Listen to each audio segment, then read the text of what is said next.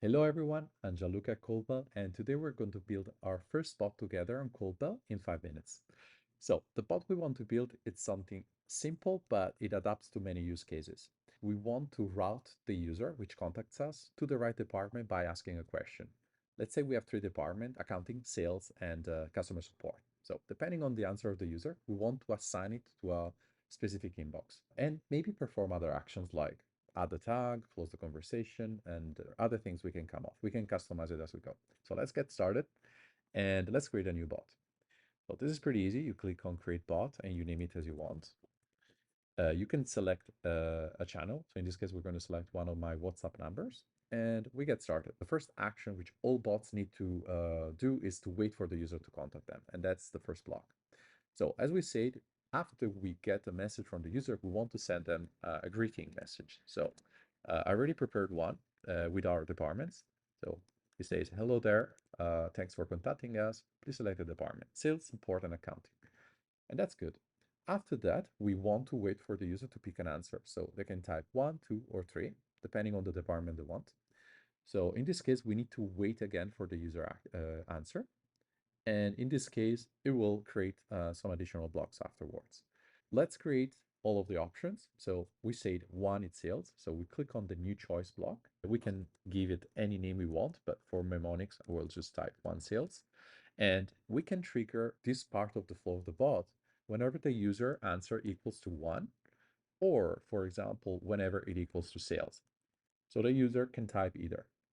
In this case, what we want to do, we want to assign the contact to the sales inbox. We want to maybe send a reply like, okay, got it. Sales will be in touch shortly. And the last part would be we maybe want to add a tag and saying that this is a new lead. Okay, let's do the same thing for the other two. So for example, we can add a choice and say, okay, this is support, and we can say if the answer equals to or support, then we trigger this. And in this case, we don't want to do anything. We just want to send a message and maybe ask what's your problem.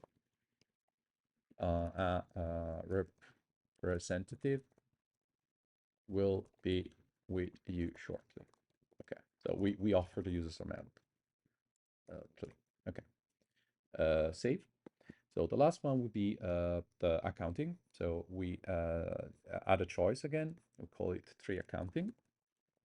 And in this case, it will be if the user equals types tree or the type of type accounting, then we send another message and maybe we add a note to ping someone. So we can say this user needs help at accounting.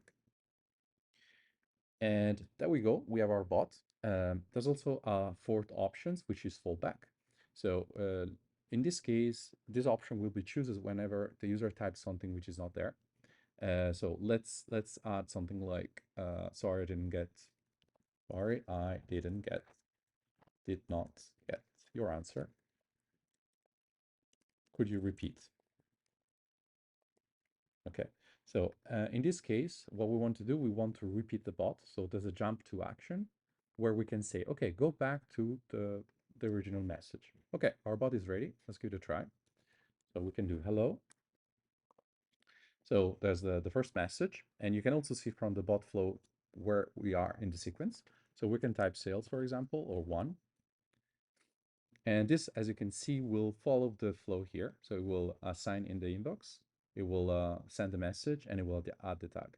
We can try it again. For example, this time around, we can type something which wasn't part of the flow. And so in this case, we'll say what? And as you can see, this will go into here and we'll try again. And maybe this time around, we'll type 3. And as you can see, it will go here. Once you're done with this, you can stop this view later, you can publish the draft, you can confirm, and your bot is ready to go. So this is just the first video. Let us know if you like the video, and see you soon. Bye.